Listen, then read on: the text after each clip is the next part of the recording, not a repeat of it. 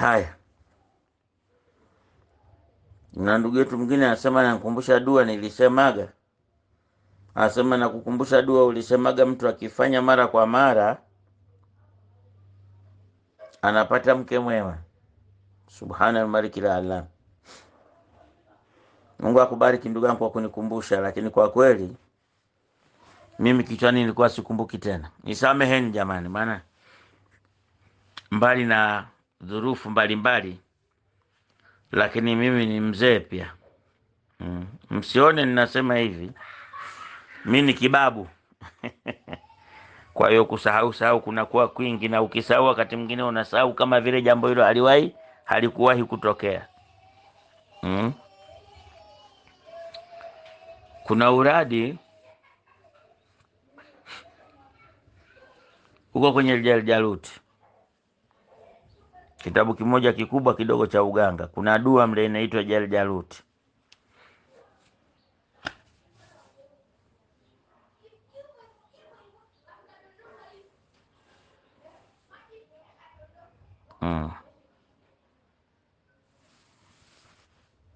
Kuna beiti pale, mtu anayetaka kuoa inshallah apende kuzisoma soma. Ni beiti zimeandikwa kama katika sura ya dua, na ni dua ndio maana zimeandikwa hivyo. Inshallah ngoja nitaenda kuzinukuu kwenye kitabu, halafu nikurushieni hizo beiti. Kama Mungu akijalia mtu akiwa anapenda kuoa, basi asome dua yoyote, lakini pia atie nia kwamba Rabbi, naomba mke mwema, mke mzuri, umbo na tabia. Sisi tunapenda vitu vyote, kwa hiyo mwambie Mungu akupe vitu vyote kutoka katika mwanamke mmoja. Unaona, mwanamke awe na figa nzuri ambayo ukiangalia unapata yale mashamshamu, ndio. Lakini pia akiwa na tabia nzuri, ndo kusudi hasa, na ndo asili, na ndo msingi wa uzuri wenyewe.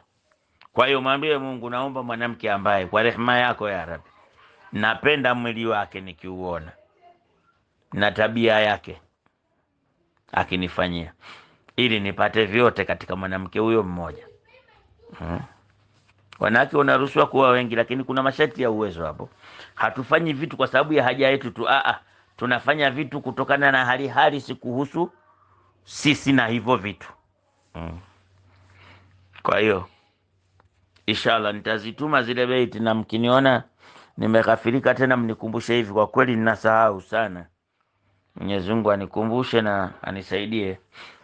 Mpaka kwenye vitabu sasa hivi tunavyosoma, ambapo ni vya miaka mingi tushavipitia nini, unakuta kuna wakati ninakafirika kabisa kujua kitu hichi hukumu yake ilikuwa ikoje, na nishakisoma saa nyingine mara 3 mara 4 kwa mashaka tofauti.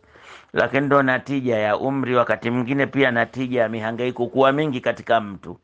Kuna zalikana hizo zinazoitwa stress, ambazo zinakufanya unaita vitu tofauti au kuvifanya tofauti. Mungu apishe mbali. Kwa hiyo inshallah mkiniona nimekafirika, basi nikumbusheni tena pia, wewe mzee. Mimi ni mzee, manake sasa katika umati huu wa mtume wetu aliulizwa, umati wako miaka yao mingapi? Suila nabiyu sallallahu alaihi wasallam kam a'maru ummatika. Mtume aliulizwa kwenye mpangilio wa kimaneno, sikumbuki kama uko hivi, lakini ninakumbuka katika maana yake iko hivi. Kam a'maru ummatika, qala baina 50 wa 70. Katikati ya miaka 50 na 70 ndo hasa umri wa umati wangu ulipo. Wafikie 50, waishie 70 au katikati hapo.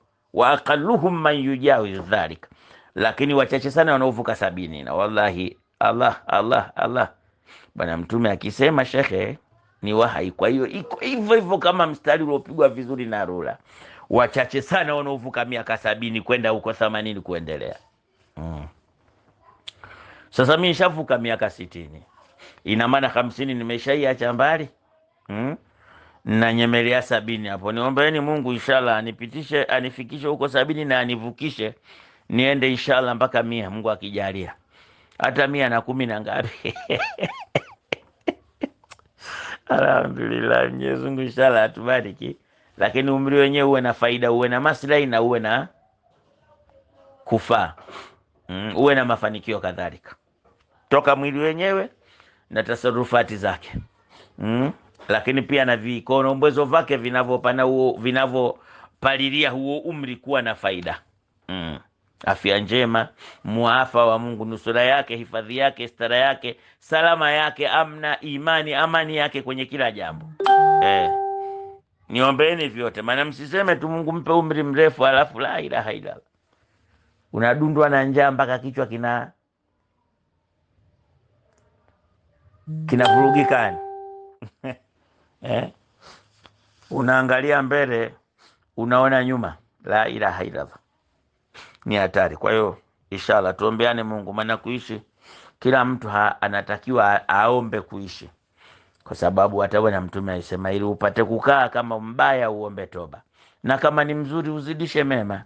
Bwana Mtume alisema hivyo, msiombe kifo jamani. Kaeni muishi sawa, ili kama utaishi umri mrefu ufanye mema mengi.